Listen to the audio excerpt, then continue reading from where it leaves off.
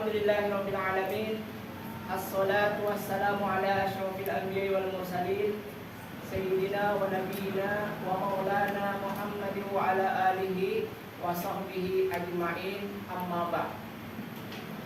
Alhamdulillah, pada kesempatan ini kalian dapat berhadir pada kegiatan belajar mengajar kita dengan materi pendidikan agama Islam dengan tema pada hari ini, indahnya kebersamaan dengan sholat berjamaah.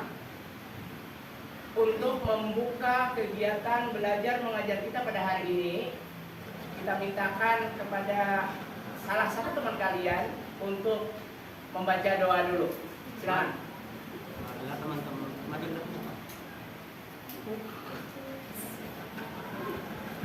mari teman-teman kita berdoa menurut percayaannya masing-masing. Berdoa dulu. Baca doanya. Bismillahirrahmanirrahim. Raditu billahi rabban wa bil islami dinan wa bi Muhammadin nabiyya wa rasulah. Rabbi zidni ilma warzuqni fahma walhamdulillahi rabbil alamin. Silakan duduk. Demikian tadi doa sudah bersama-sama kita baca. Semoga kegiatan belajar mengajar kita pada hari ini dapat berjalan dengan lancar dan semoga Allah berikan kepada kita semuanya ilmu yang bermanfaat. Amin. Berikutnya, Bapak ingin kita kembali membaca surah-surah pendek. Mengingat pada hari ini kita kegiatan mengajar kita tentang indahnya kebersamaan sholat berjamaah, tidak salahnya kita mengulang-ulang kembali bacaan Al-Fatihah kita. Kenapa harus mengulang-ulang bacaan Al-Fatihah? Karena pada suratul Fatihah inilah sebagai rukun daripada sholat kita. Semakin kalian sering membaca suratul Fatihah, nanti akan fasih kalian membaca suratul Fatihah. Mulai sekarang kita sudah siap? Siap membaca suratul Fatihah? Siap. Mulai dari sekarang. Bismillahirrahmanirrahim. Alhamdulillahirabbil alamin. Ar-Rahmanirrahim. Maliki yaumiddin. Iyyaka na'budu wa iyyaka nasta'in. Ihdinas siratal mustaqim. Siratal ladzina an'amta 'alaihim ghairil maghdubi 'alaihim waladdallin. Amin. Kami ucapkan terima kasih dengan pembacaan suratul Fatihah tadi. Semoga kita mendapat keberkahan dari suratul Fatihah tadi. Amin. Berikutnya, sebelum kita memulai pelajaran, Bapak absen atau Bapak absen dulu daftar hadir kalian. Ahla Karina, Ahmad Muhyiddin, Aurelia Wilona, Ira Safira, Jaji Raya Tirza, Muhammad Naufal Al-Rashid, Muhammad Fatian Hussein, Muhammad Hidji Fadilah, Muhammad Royan Al-Farizi, Muhammad Taufik Habibi, Nabila Aurelia, Nadia Devita Hermanto, Naila Askia, Nia Rahma Alfiana, Nur Salsabila, Nur Novia Nur Hasana, Nur Maulida Lestari, Saskia Nur Hafizah. Siti Rohibah. Sakit. Ada yang belum Bapak absen? Udah semuanya lah. Alhamdulillah hampir semuanya hadir. Mungkin sebagian di kelas ini kan ada yang non muslim untuk kelas 7 ini. Kita berdoa mudah-mudahan yang hari ini sakit, mudah Allah sembuhkan. Amin ya rabbal alamin. Anak-anakku sekalian, pada hari ini kita akan membahas tentang indahnya sholat berjamaah. Mungkin ada yang tahu apa arti berjamaah? Coba ada yang tahu? Sama-sama. Sholat bersama. Jadi yang namanya sholat berjamaah itu adalah sholat bersama-sama. Di dalam sholat berjamaah itu ada nilai-nilainya. Di antara nilai sholat berjamaah itu adalah nilai disiplin. Kenapa jadi disiplin? Di dalam sholat berjamaah itu ada yang namanya nilai disiplin. Selain nilai yang lain-lainnya, ada silaturahmi dan lain sebagainya. Jadi nilai disiplin itu kalau kalian praktekkan dalam kehidupan sehari kalian, kalau kalian ingin menjadi sukses, kalau kalian ingin menjadi berhasil, kalau kalian ingin menjadi orang yang terbaik, maka kuncinya adalah disiplin. Karena dengan disiplin itu nanti akan kalian bisa menjadi sukses. Belajar harus disiplin. Main harus disiplin, waktunya diatur benar-benar. Dan apapun kegiatan-kegiatan kalian harus disiplin. Yang berikutnya, dengan kita belajar tentang indahnya kebersamaan sholat berjamaah ini, kalian mudah-mudahan nantinya menjadi orang yang soleh dan soleha. Orang yang kenapa jadi soleh dan soleha? Karena dengan sholat itulah nanti akan menumbuhkan perangai-perangai yang baik. Karena dengan sholat itu akan menumbuhkan jiwa-jiwa yang baik. Dengan sholat itulah akan mencegah daripada perbuatan keji dan munkar. Perbuatan keji dan munkar. Berikutnya, sebelum Bapak melanjutkan, Bapak ingin menyebut kembali tujuan pembelajaran pada hari ini. Coba kalian bisa lihat di PPT yang sudah Bapak tayangkan di depan ini. Yang pertama, tujuan pembelajaran kita mendefinisikan kembali pengertian sholat berjamaah dengan tepat. Jadi maksudnya di sini, peserta didik setelah kita nanti belajar tentang indahnya kebersamaan sholat berjamaah ini, kalian bisa dapat mendefinisikan pengertian sholat berjamaah dengan tepat. Yang kedua, kalian nantinya setelah pembelajaran ini, kalian dapat menyimpulkan keutamaan sholat berjamaah dengan baik. Yang berikutnya, kalian nantinya dapat menyebutkan syarat-syarat menjadi imam. Berikutnya, kalian dapat mengklasifikasikan syarat-syarat makmum. Yang berikutnya, membedakan antara makmum masbuk dan makmum muwafiq. Yang terakhir, menganalisa faktor halangan sholat berjamaah dengan tepat. Itulah tujuan pembelajaran kita pada hari ini. Sebelum kita melanjutkan pada kegiatan inti, kita bagi dulu diskusi kita pada hari ini. Kita hari ini diskusi ada mengingat orang yang tidak banyak. Kita bagi ada 4 kelompok. Ada kelompok 1, kelompok 2, kelompok 3 dan kelompok 4. Nah, pada kelompok 1 nanti kita akan membahas tentang keutamaan sholat berjamaah. Yang kedua, kita membahas tentang syarat menjadi imam. Yang ketiga, nanti kalian membahas tentang syarat menjadi makmum.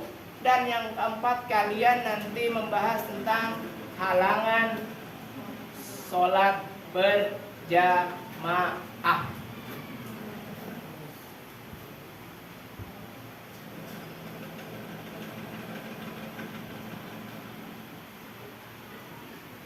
Dan sebelum kita masuk pada kegiatan inti kita pada hari ini, silakan siapkan buku paketnya, siapkan buku tulisnya.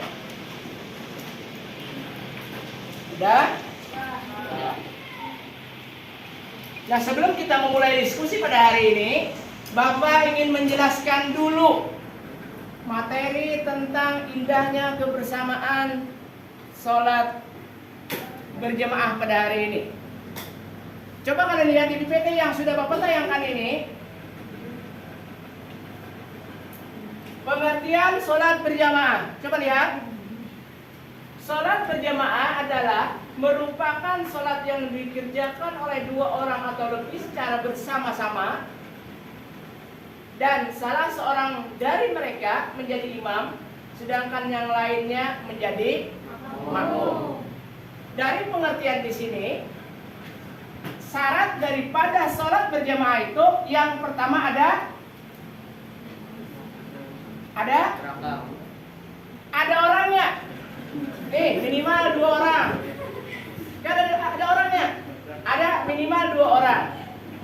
Yang satu jadi makmum, yang satu jadi imam, dan yang satunya adalah jadi makmum. Jadi syarat sholat berjamaah itu minimal 2 orang. 1 imam, 1 makmum. Itu syarat minimalnya. Lebih dari itu semakin bagus sholat berjamaah. Pernah melaksanakan sholat berjamaah? Pernah. Apa tanya? Subuh tadi yang sholat berjamaah acungkan tangan.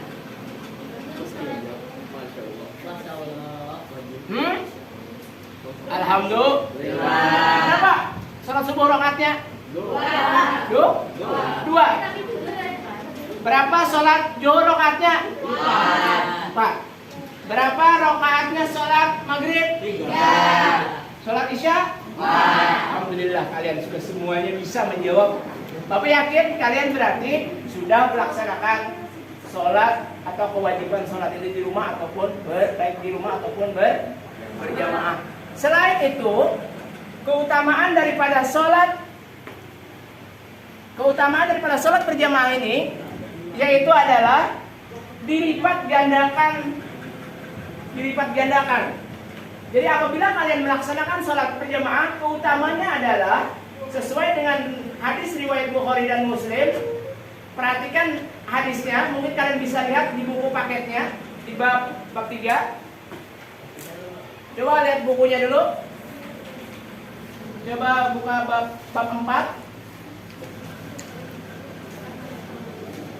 Coba buka bab 4. Ya?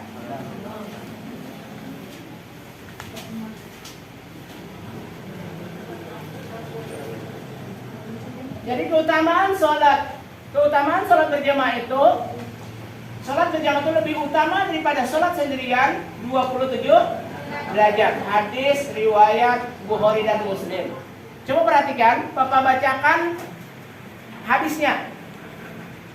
Mungkin kalian bisa mengikuti nanti. Lihat hadisnya semuanya. Hadisnya dilihat. Bapak baca sekali dulu, nanti kalian mengikuti. An Ibni Umar qala Rasulullah sallallahu alaihi wasallam salatul jamaati tabdulu ala salatul fajri bisab'i wa isrina darajah ruwahul Bukhari wa Muslim. Pengulang lagi. An Ibni Umar qala Rasulullah sallallahu alaihi wasallam salatul jamaati tabdulu ala salatil fajri bisab'in wa isrina darajah ruwahul Bukhari wa Muslim. Apa artinya? Coba baca artinya.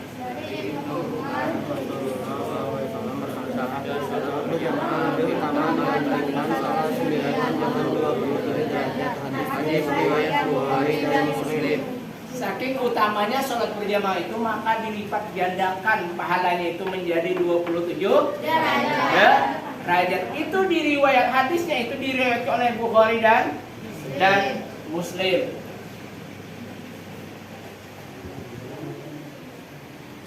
Nah, berikutnya ketentuan-ketentuan di dalam sholat berjamaah itu Di antara sholat berjamaah itu tadi sudah Bapak jelaskan yang pertama tadi, yang di antara syarat sah sholat berjamaah itu yang pertama ada imamnya.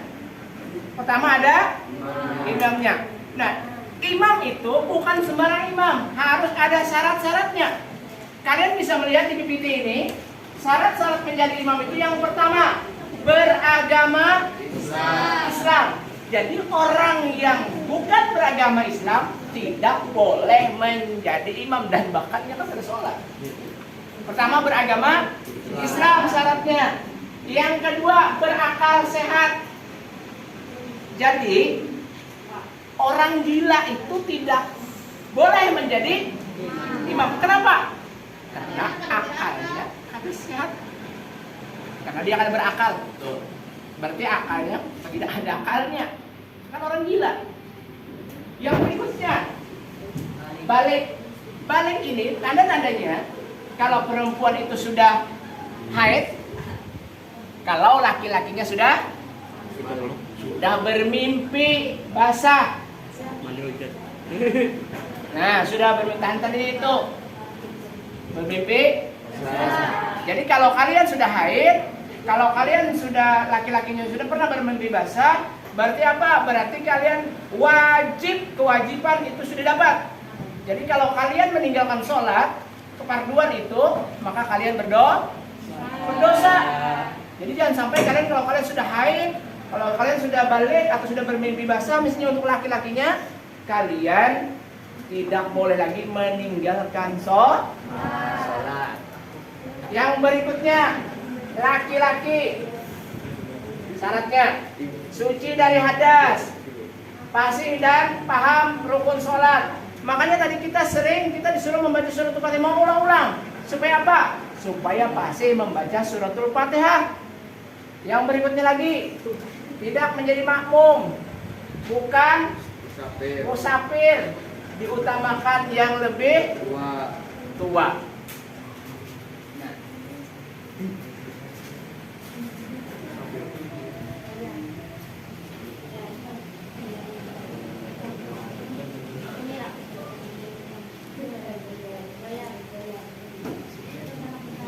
Boleh nggak misalnya perempuan itu jadi imam? Perempuan itu boleh menjadi imam kalau makmumnya perempuan juga. Boleh. Jadi kalau yang misalnya perempuan menjadi imam, berarti makmumnya harus perempuan. Kalau laki-lakinya jadi imam, boleh laki-laki, boleh perempuan menjadi makmumnya. Yang berikutnya, syarat menjadi makmum. Niat. Habis itu mengikuti imam. Jadi yang namanya makmum ini berniat dan kita mengikuti imam. Apapun yang dilakukan imam, itu kan yang kita lakukan. Jangan mendului imam. Mengenai langsung melihat siapa yang paling belakang dan mendengar aktivitas imam. Yang berikutnya harus berada satu tempat dengan imam. Ada mungkin misah-misah. Harus satu tempat dengan imam. 5. Tempat dan posisi makmum tidak boleh mendahului imam. Kada boleh makmum ini posisinya di depan imam. Masa misalnya di sini imamnya, di sini makmumnya, ada boleh. Yang namanya makmum itu di belakang imam. Yang berikutnya lagi, tidak boleh berbeda dengan imam, yaitu yakin sah sholat seorang imam. Kita yakin yang menjadi imam itu adalah baik orangnya. Yakinlah, yakin kita menjadi baik. Kita berikutnya.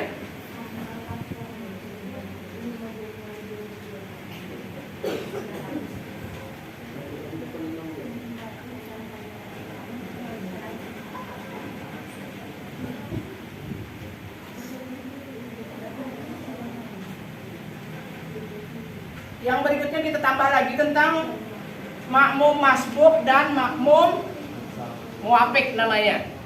Jadi yang namanya makmum masbuk, tolong perhatikan. Makmum masbuk ini makmum yang tidak sempat membaca suratul Fatihah bersama imam pada rakaat yang pertama. Jadi makmum masbuk ini makmum yang tidak sempat membaca Fatihah bersama imam pada rakaat yang pertama. Berbeda dengan muwafiq. Muwafiq itu makmum yang sempat dari awal sampai akhir, sampai salam dan sebagainya, itu namanya makmum muwafiq. Yang berikutnya tentang faktor halangan-halangan sholat berjamaah. Di antara faktor-faktor atau halangan sholat berjamaah itu, yang pertama, kita kalau sholat berjamaah dibolehkan kalaunya pertama hujan yang mengakibatkan susah menuju tempat sholat berjamaah. Hujannya luar biasa misalnya, lebatnya, pakai baju jas hujan, basah juga misalnya, dan lain sebagainya, dan membahayakan, itu boleh kita tidak sholat berjamaah. Habis itu angin kencang yang sangat membahayakan, hanya misalnya kita berjalan keluar rumah, terbang dah misalnya, atau misalnya angin apa? Angin puting beliung misalnya, kebetulan puting beliung, ajan misalnya ada puting beliung dan sebagainya. Nah, itu kalian bolehkan tidak melaksanakan sholat berjamaah. Sakit yang mengakibatkan susah berjalan menuju ke tempat yang sholat berjamaah.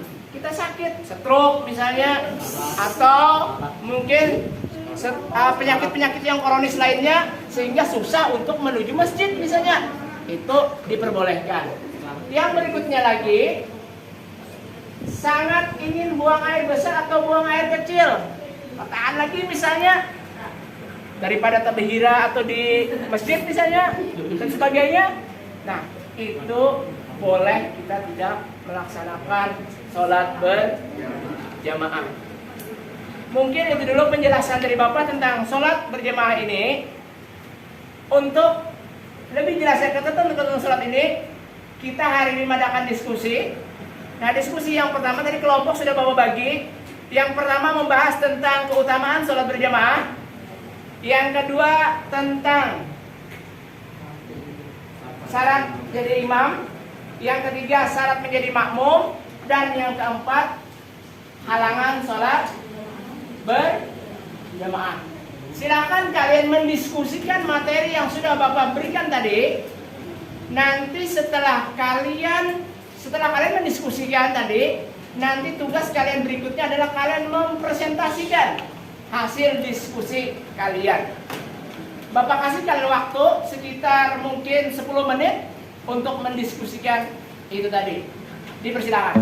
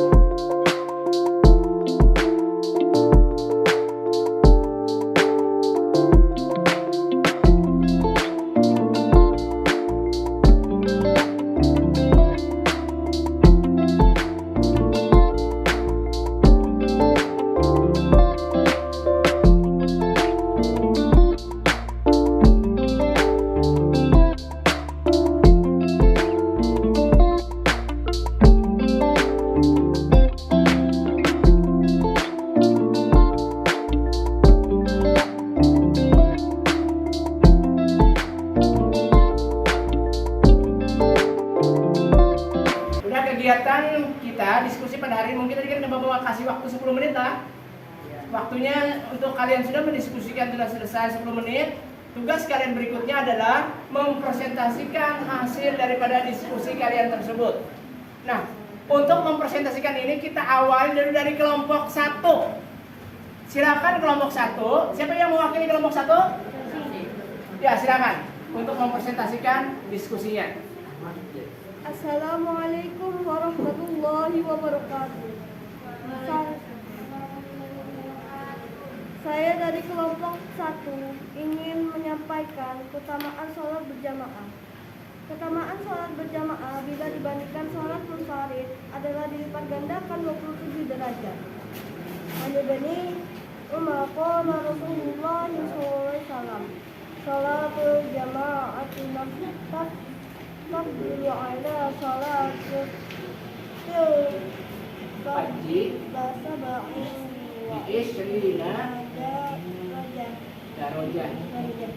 Hadis Rasulullah SAW diriwayatkan Ibu Umar, Rasulullah SAW bersabda, sholat berjamaah lebih utama dibandingkan sholat sendiri dengan 27 derajat. Hadis riwayat Bukhari dan Muslim. Demikian presentasi dari kawan saya. Wassalamualaikum warahmatullahi wabarakatuh. Udah, beri tepuk tangan dulu. Udah, berikutnya kelompok 2 untuk mempresentasikan hasil diskusinya. Silakan. Assalamualaikum warahmatullahi wabarakatuh. Waalaikumsalam warahmatullahi wabarakatuh. Saya perwakilan kelompok 2 akan menyampaikan hasil diskusi kami syarat-syarat menjadi imam. 1. Mengetahui syarat dan rukun salat serta perkara yang membatalkan salat.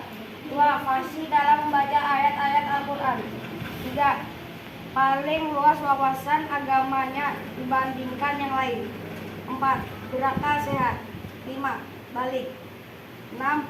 Berdiri pada posisi paling depan. 7. Seorang laki-laki atau perempuan juga boleh jadi imam kalau makmumnya perempuan semua dan tidak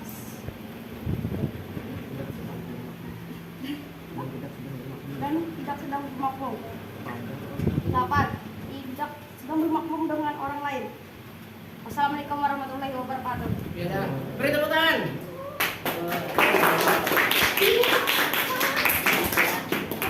Berikutnya, silakan kelompok 3 untuk mempresentasikan hasil diskusinya.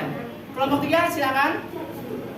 Assalamualaikum, saya perwakilan dari kelompok 3 akan mempresentasikan hasil diskusi kami, yaitu syarat menjadi makmum. Yang pertama, makmum berniat mengikuti imam. Yang kedua, mengetahui gerakan salat imam. Yang ketiga, berada dalam satu tempat dengan imam. Yang keempat, posisinya di belakang imam. Dan yang kelima, sholat makmum sesuai dengan sholat imam. Hendaklah misalnya imam sholat asar, makmum juga sholat asar. Sekian presentasi dari kami. Saya ucapkan wassalamualaikum warahmatullahi wabarakatuh. Ya, beri tepuk tangan dari kelompok 3.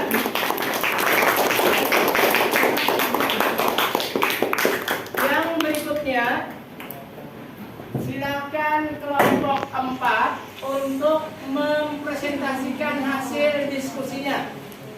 Untuk kelompok 4 dipersilakan.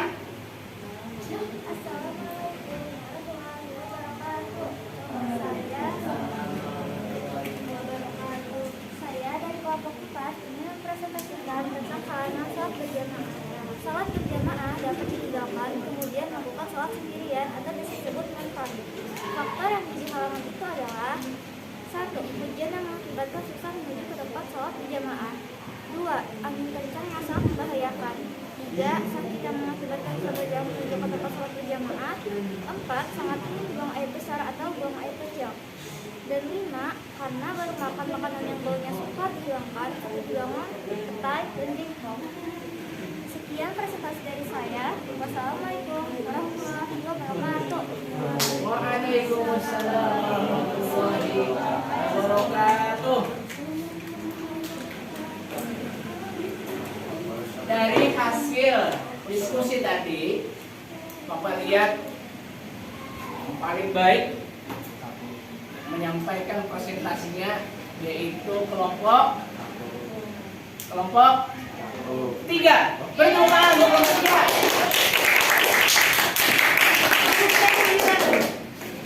Nah, dari hasil diskusi tadi, mungkin kalau kita simpulkan bersama-sama. Yang pertama, pengertian sholat berjamaah itu sudah kita sepakati bahwa Yang namanya sholat berjamaah itu sholat yang dikerjakan 2 orang atau lebih, dikerjakan bersama-sama, 1 imam dan 1 makmum. Itu minimalnya tadi. Yang berikutnya, yang kita sudah bisa kita simpulkan bersama-sama, keutamaan sholat berjamaah itu lebih utama dibandingkan sholat munfarid atau sendirian 27 derajat. Yang berikutnya lagi, syarat menjadi imam. Apa syarat jadi imam tadi? Coba. Mengetahui syarat dan rukun sholat. Mengetahui syarat dan rukunnya. Yang kedua, Fasih dalam membaca ayat. fasih dalam membaca ayat Quran. Yang ketiga, Paling luas wawasan agama dibandingkan yang lain. ya, yang keempat, Berakal sehat. berakal sehat. Yang berikutnya kita simpulkan lagi bersama-sama tentang syarat makmum. Coba, kelompok 3 tadi. Yang pertama apa? Yang makmum berniat mengikuti imam, Nah, makmum berniat mengikuti imam. Yang kedua, mengetahui gerakan sholat imam, mengetahui gerakan sholat imam. Yang ketiga, berada dalam satu tempat dengan imam, berada dalam satu tempat dengan imam. Yang keempat, posisinya di belakang imam, yang kelima, sholat makmum sesuai dengan imam. sholat makmum sesuai dengan imam. Nah, yang berikutnya halangan sholat berjamaah tadi. Coba.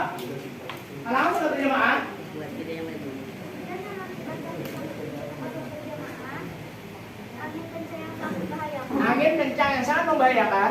Sakit dan mengakibatkan sebagian di tempat sholat berjamaah. Terus, Sangat buang air besar atau buang air kecil.